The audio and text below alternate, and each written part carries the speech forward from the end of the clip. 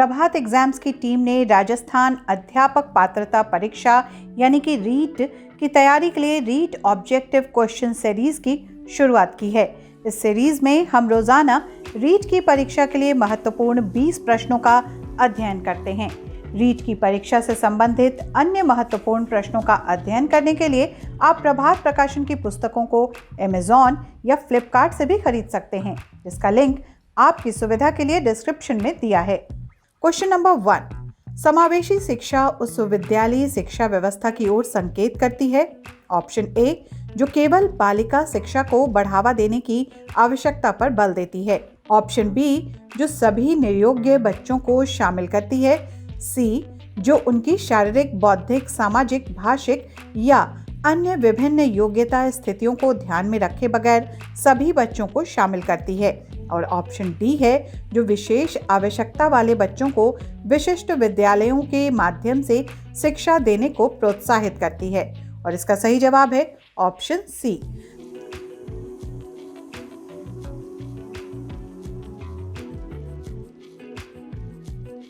Question number 2, जिन पियाजे के अनुसार अनुकूलन डैश द्वारा होता है।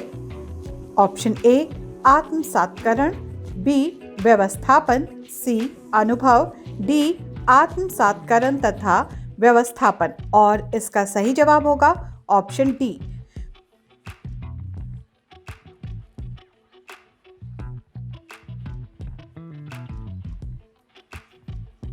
क्वेश्चन नंबर 3, शिक्षक की सबसे मुख्य जिम्मेदारी है। ऑप्शन ए, कठोर अनुशासन बनाए रखना, बी, विद्यार्थियों को विभिन्न अधिगम शैलियों के अनुसार सीखने के मौके उपलब्ध कराना, सी, पाठ योजना तैयार करना और उसके अनुसार पढ़ाना, डी, यथासंभव क्रियाकलापों का आयोजन करना। और इसका सही जवाब होगा ऑप्शन बी।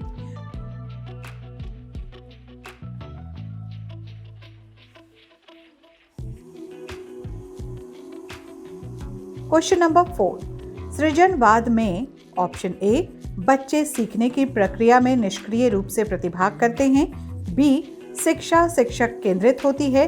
सी, शिक्षा बाल केंद्रित होती है। डी, शिक्षा व्यवहारवादी होती है। और इसका सही जवाब होगा ऑप्शन सी।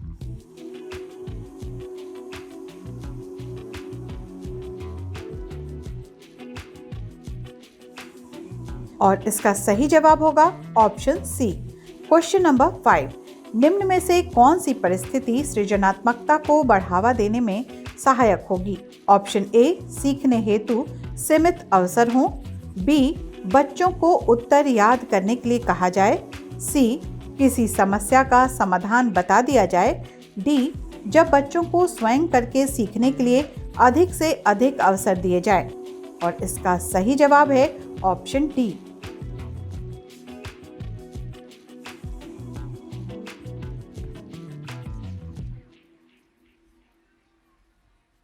क्वेश्चन नंबर 6, निम्नलिखित में से किस अधिनियम एक्ट के अंतर्गत भारतीय प्रशासन को ईस्ट इंडिया कंपनी से ब्रिटिश क्राउन को स्थानांतरित किया गया।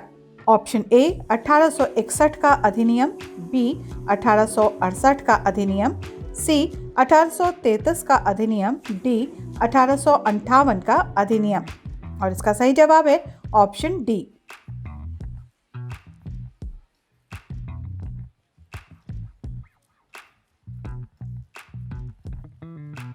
क्वेश्चन नंबर 7, न्यायपालिका के संदर्भ में निम्नलिखित प्रावधानों में से भिन्न को पहचानिए। ऑप्शन ए, न्यायाधीशों की नियुक्ति सरकारी हस्तक्षेप के बिना होती है। बी, न्यायाधीशों का सेवाकाल निश्चित होता है। सी, शक्तियों का पृथकीकरण। डी, एक बार नियुक्ति के बाद न्यायाधीश को हटाना बहुत कठिन है। और इसका सही जवाब है ऑप्शन बी।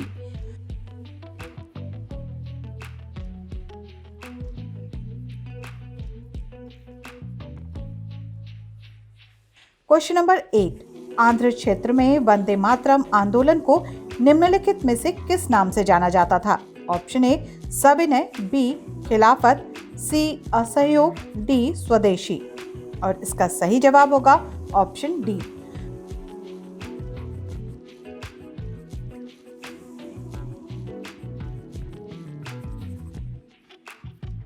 क्वेश्चन नंबर 9, 19वीं सदी में ईसाई मिशनरियों ने भारत में क्रिश्चियन शिक्षा को क्यों लागू करना चाहा?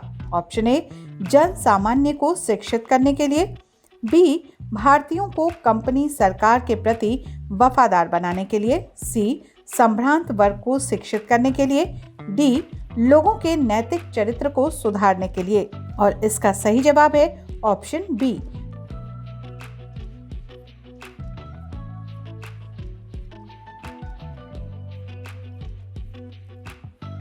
क्वेश्चन नंबर 10, भू राजस्व के कौन से समझौते में राजाओं और ताल्लुकदारों को जमींदारों के रूप में मान्यता दी गई?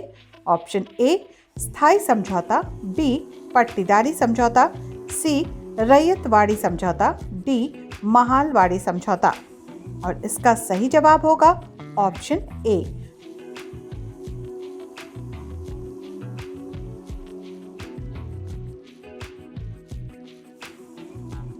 क्वेश्चन नंबर 11, सुभाष कुमार बनाम बिहार राज्य 1991 के मामले में सर्वोच्च न्यायालय ने निम्नलिखित में से क्या निर्णय दिया था? ऑप्शन ए, धार्मिक स्वतंत्रता के अधिकार में अन्य धर्मों की आलोचना करना शामिल नहीं है। ऑप्शन बी, समानता के अधिकार द्वारा प्राइवेट कंपनियों पर नौकरियों में आरक्षण देने के लिए जोर दिया जाना चाहिए। सी, स्वतंत्रता के अधिकार में सरकार की आलोचना करना शामिल है। ऑप्शन डी, जीवन के अधिकार में प्रदूषण मुक्त पानी और हवा पर अधिकार शामिल है। और इसका सही जवाब है option D.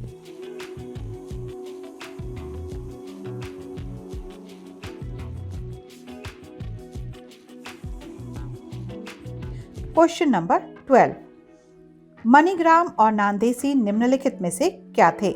Option A, Chola शासन की प्रशासनिक इकाइयां। बी, ब्राह्मणों को ब्रह्मदेव के रूप में दिया गया प्रसिद्ध गांव। सी, चोल काल के प्रसिद्ध शहर। डी, दक्षिण भारत के प्रसिद्ध व्यापार संघ। और इसका सही जवाब होगा option D.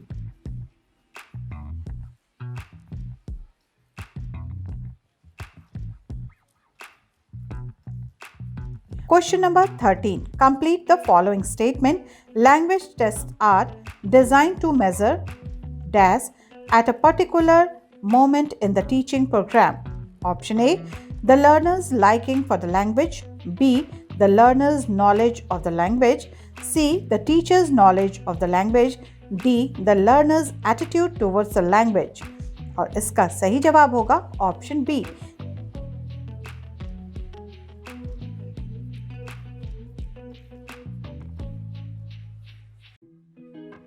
Question number 14. One of the purposes of evaluation of learners is option A, assessment of textbooks.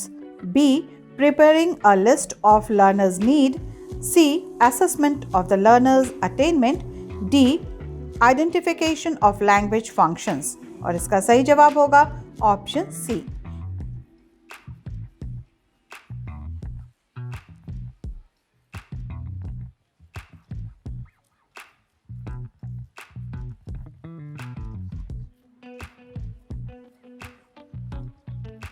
और क्वेश्चन नंबर 15 में है multiple choice questions.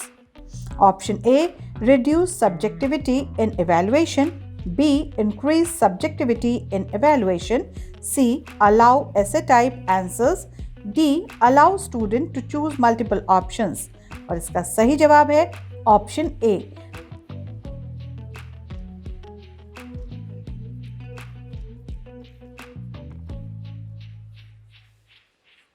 Question number 16. A recall type test is a test of option A, memory. B, imagination. C, understanding. D, speed. और इसका सही जवाब होगा option A.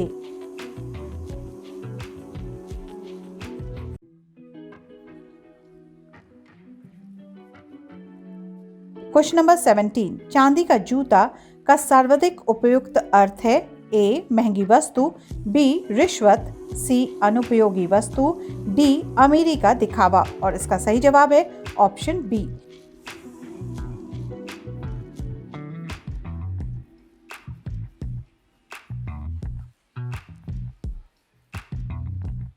Question number 18. व्याकरण अनुवाद विधि को किस नाम से भी जाना जाता है? ऑप्शन ए, ध्वन्यात्मक विधि। बी, प्रत्यक्ष विधि। ऑप्शन सी भंडारकर विधि, डी सैनिक विधि। और इसका सही जवाब होगा ऑप्शन सी।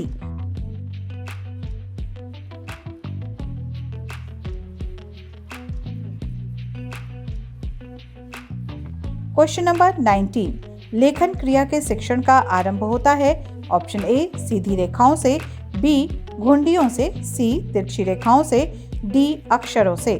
और इसका सही जवाब है ऑप्शन ए।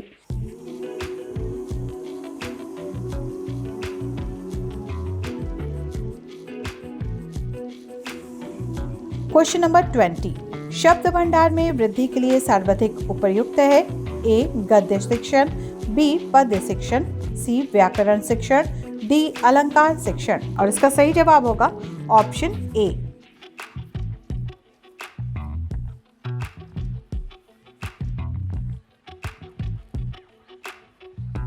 और इसी के साथ आज का ये सेट समाप्त होता है।